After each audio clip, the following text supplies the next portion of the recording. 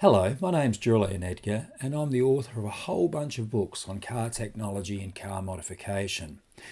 What I want to cover in today's video is something a little bit different, and that is, I think that car driving enthusiasts are completely missing the best thing about EVs, electric vehicles, and that's their throttle control. Let's take a look. So, look, I've got no biases in cars or car technology, just none. I just like cars. I've owned and I've modified cars with 2-cylinder engines, 3-cylinder engines, 4, 5, 6 and 8 cylinders, those with single turbos, those with twin turbos, supercharged cars, front-wheel drive cars, rear-wheel drive cars, all-wheel drive cars, engines that are diesel, petrol, hybrid. I don't care. I just evaluate the car in terms of what it can do in performance, in handling, in braking, in economy. I just evaluate what's in front of me. It doesn't worry me at all what the fundamental configuration of the car is. I just take it as it is. And one reason I do that is back in the day, I've been writing about cars and car technology for something like 40 years. Back in the day, you used to hear endless rubbish. Rotaries, they're no good. V8s are for bogans. 4 cylinders, they're for wimps. Only milk comes in 2 litres, and all these stupid statements. All that's garbage. Every car configuration has pluses and minuses. I would have thought that was pretty self-evident. But now it's happening with EVs. People are either for EVs, electric vehicles, they're going to save the world. I'd never go back to driving an ICE car, an internal combustion engine car, because EVs are just the thing. And then on the other side of this silly polarised debate, you've got EVs are ludicrous, they're going to destroy the world, you can't go anywhere in them, they've got no range. All these views are rubbish. Obviously, the reality is all cars have got pluses and minuses. All cars. You can't pick any type of car, any type of configuration and say, it is the saviour of the world. That's just ludicrous. But what I think is really being missed by driving enthusiasts is the enormous advantage that EVs absolutely have, and that's throttle control. Now, I'm aware an EV doesn't have a throttle. I'm using the word throttle for convenience rather than saying accelerator pedal. But when I talk about throttle control, I'm talking about especially response. And EVs are just extraordinarily good in that regard. So there's 2 aspects of that. The first is because EVs have regenerative braking, you are controlling the performance of the car largely through one pedal. You move your foot down to get torque, power if you like, you lift your foot off slightly to get braking.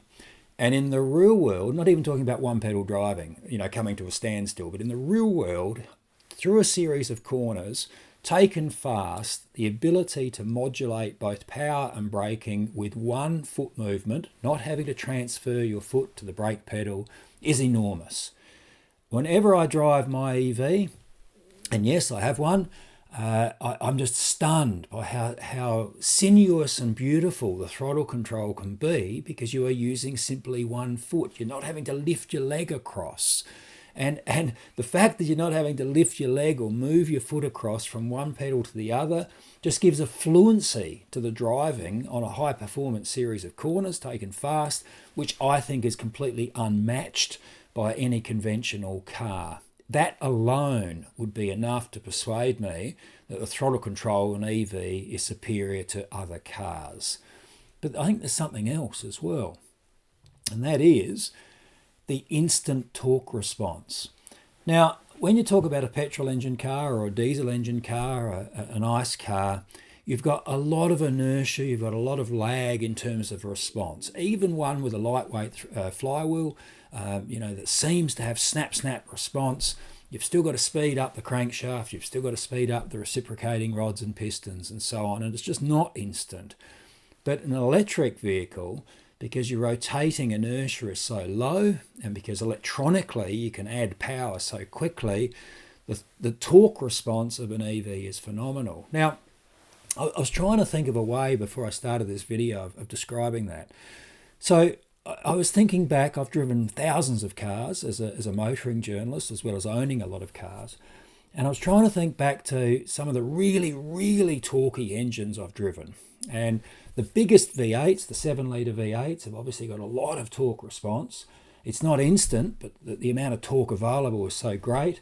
Or the one that I think has probably got the best torque response of any engine I've ever driven is Mercedes V12 twin turbo. Now, it didn't have instant torque, had to wind those turbos up, but it was very, very quick to do that. And basically, at any RPM, you put your foot down and you had this immense surge of power that pushed you back in the seat. Quite seductive, fantastic to drive. But an EV does that all the time. An EV does that without the twin turbos, without all the rest of it. I have a MG4 X-Power, 0 to 100 kilometres an hour, 3.8 seconds, 0 to 60 miles an hour, I think 3.7 seconds. The torque response of that is the best of any vehicle I have ever driven. Ever, easily. And the ability to have regen braking and power on the one pedal together with the fantastic torque response makes other cars just look silly. I have lucky enough to have a Porsche 981 Cayman. Lovely car, wonderful steering, far better steering than the MG4, that's for sure. Lovely instruments, lovely ergonomics. But the engine, compared with the MG4, feels like it's from 100 years ago. It really is that bad. You get into the 981 Cayman and you put your foot down and you think, well, what's happening? Has it broken? There's no response. Oh, here it is. It's just winding up. No turbo. Naturally aspirated. When I first bought the car, I thought it had really good engine, really good response. It is in a completely different, inferior league to the Chinese-made MG4 X-Power in terms of performance and, importantly for this video, response. It's just in a completely different league and an inferior one at that. So when you start looking at an EV, I think that what driving enthusiasts are missing, and I don't think journalists are pointing it out, is the tractability, that means the response across the whole rev range, the amount of response and the amount of torque and control of that torque is absolutely unmatched in an EV compared with any ICE car I have ever driven, by far, by a massive margin, a massive amount. It's not some subtle thing that you can only just feel. I think it's absolutely enormous. If you haven't driven an electric vehicle and you're a driving enthusiast, I very, very strongly suggest you go and drive it. Don't go in with some bias, you hate EVs or you love EVs. Just ignore all that and just assess the driveline on the basis of how it actually performs. And if you can get into a fast EV, a BYD or an MG4 X-Power or one of the Teslas, if you can get into a fast one, really feel not just the 0 to 100 time or the 0 to 60 miles an hour time, but how it develops that torque and how much control you have over that torque with your right foot. I think it is a complete and utter game changer. And I'm not then saying EVs are the saviour of the world. I'm not talking about the environmental aspects or the energy aspects or the cost aspects. I'm talking purely from a drivability point of view. An EV, a high-performance EV especially, is an utter game changer over any car of the last 100 years. Haven't driven a high-performance EV? Go and do so. Take off the blinkers if you're an anti-EV person and just go and assess it from a point of view of the driveline. My books: Vehicle Aerodynamics, Testing, Modification and Development, Car Suspension, that's a history of car suspension, the world's only book on that topic, Vehicle Ride and Handling, Testing, Modification and Development, and I do cover some modifications to the MG4 X-Power in that book, and my History of Car Aerodynamics, A Century of Car Aerodynamics, again the only book on that topic. They're all, and a lot more as well, available from Amazon. Thank you.